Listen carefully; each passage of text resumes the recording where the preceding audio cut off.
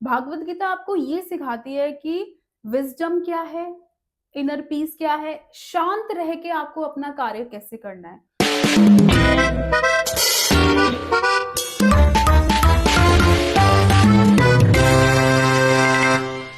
नमस्कार दोस्तों, मैं हूं जयंती और मैं लेकर आई हूं किस्से और कहानियों का एक नया अध्याय जहां हम बात करेंगे ऐसी कहानियों की जो सिर्फ कहानियां नहीं, हमारी पहचान भी है। रामायण और महाभारत की कहानियां हमने बचपन से जरूर सुनी होंगी, लेकिन क्या ये सिर्फ धार्मिक ग्रंथ हैं या हमें लाइफ के कुछ पावरफुल लेसन्स भी देती है?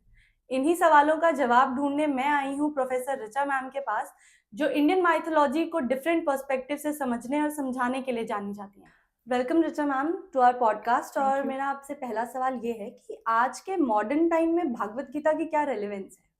सी भागवत गीता आज के मॉडर्न टाइम के लिए बहुत रेलेवेंट है बिकॉज़ भागवत गीता हमें सिखाती है इनर पीस, जो आज की लाइफ में हम सब लोग ढूँढ रहे हैं, जिसे हम सुकून कहते हैं।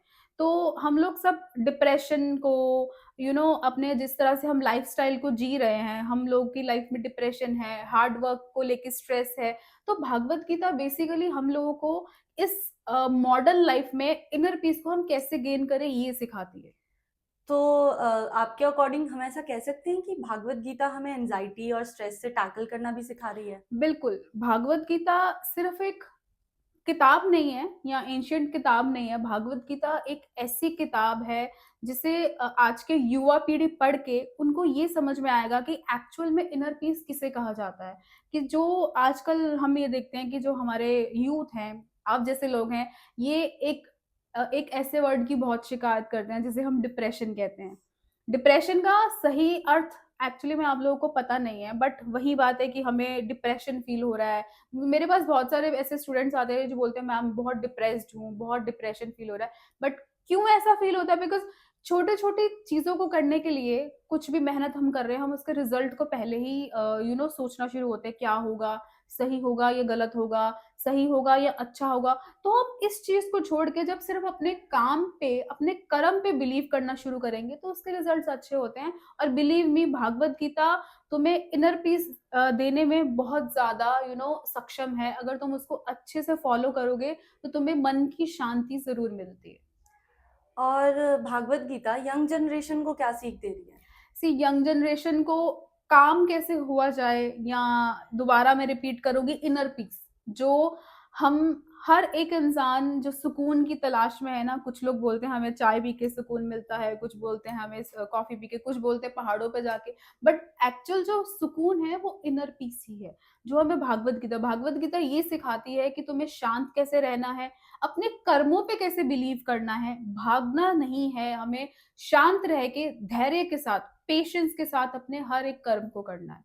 तो मुझे ऐसा लगता है कि अगर हमारा यूथ भागवत गीता को स्टडी करना शुरू करेगा, तो लाइफ में बहुत सारे चेंजेस उनको फर्स्ट डे से ही मिलना शुरू हो जाएँगे। वो फ़ील करना शुरू हो जाएँगे। भागवत गीता लीडरशिप और डिसीजन मेकिंग के बारे में क्या सिखाती है हमें?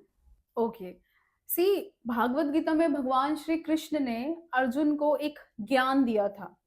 जिस ज्ञान के चलते हुए अर्जुन सक्षम हुए थे अपने ही सामने अपनों के साथ युद्ध करने में। भागवत गीता आपको ये सिखाती है कि विज़डम क्या है, इनर पीस क्या है, शांत रह के आपको अपना कार्य कैसे करना है। एक अच्छा लीडर वही होता है जितनी भी पैनिक वाली सिचुएशन हो, वो उसको कामनेस और विज़डम के साथ कैसे उस सिचुएशन को टैकल करे। भागवत गीता तुम्हें ये सिखाती है कि जब तुम्हारे मन मन के अंदर बहुत एक तूफान हो, बट स्टिल तुम उस सिचुएशन को पैनिक होके नहीं, बहुत विज़डम और कामनेस के साथ फेस करो।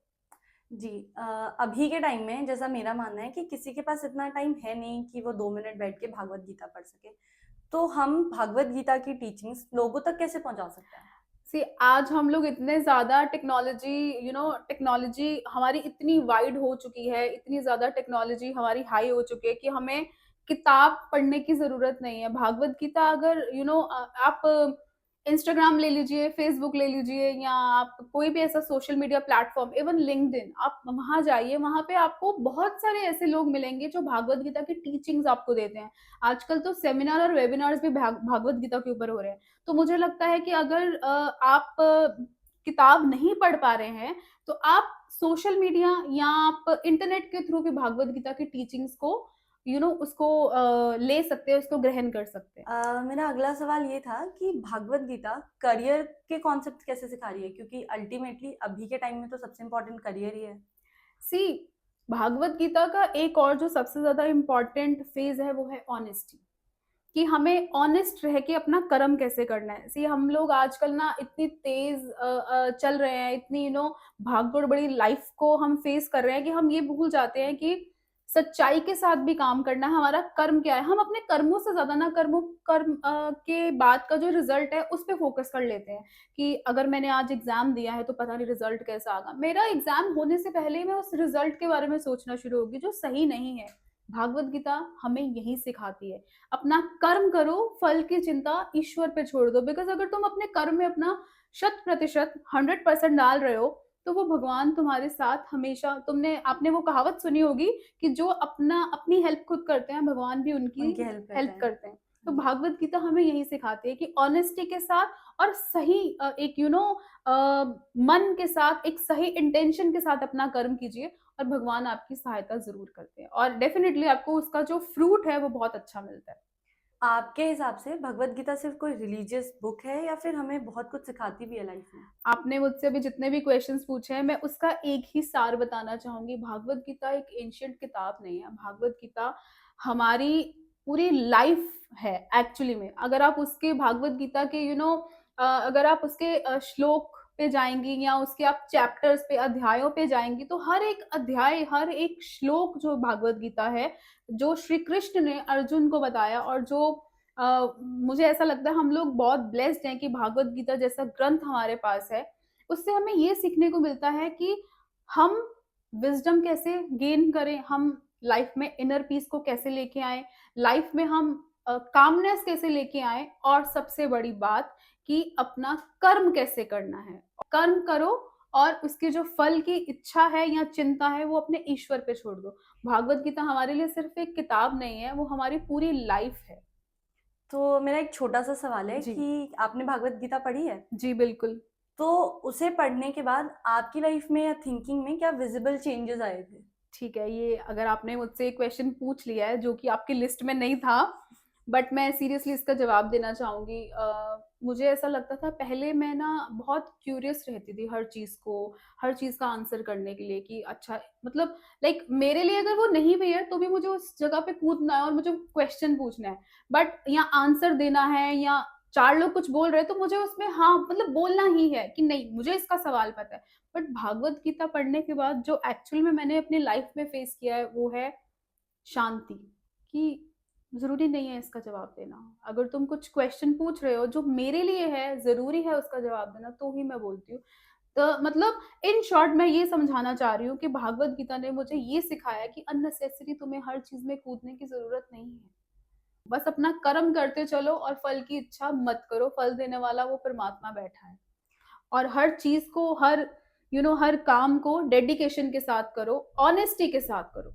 तो आपका मानना है ना कि हमारी लाइफ में भागवत गीता बहुत वाइटल रोल प्ले करता है और जी। हम सबको भागवत गीता के बारे में थोड़ा तो पता होना ही चाहिए। बिल्कुल, बिल्कुल पता होना चाहिए, बिल्कुल। मुझे ऐसा लगता है कि हमारा जो यूथ है, हमारी जो यंग जनरेशन है, आप लोग जैसे जो बच्चे हैं, लोग हैं, मुझे लगता है कि आप लोगों को तो भागवत गीता को अपने रोज डेली लाइफ में, रोजमर्रा की जिंदगी में अप्लाई करना चाहिए। और बिलीव मी, जिस दिन आप भागवत गीता को अपनी डेली लाइफ में शामिल कर लेंगे ना, आपका लाइफ पाथ ही चेंज हो जाएगा। आपको ऐसे लगेगा कि वाओ, एक्चुअल में मैं जो करने आई हूँ मैं वही कर रही हूँ।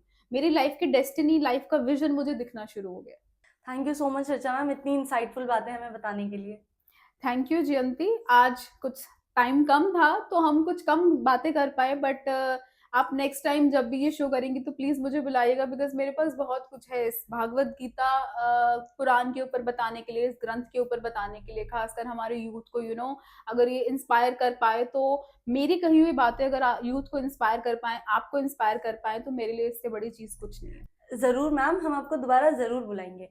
दोस्तों, हमारे शो पर बातें सिर्फ एंटरटेनमेंट के लिए नहीं होती, ये आपकी लाइफ और डिसीजन से रिलेटेड होती हैं। तो बने रहिए, हम आपसे दोबारा मिलेंगे अगले एपिसोड में।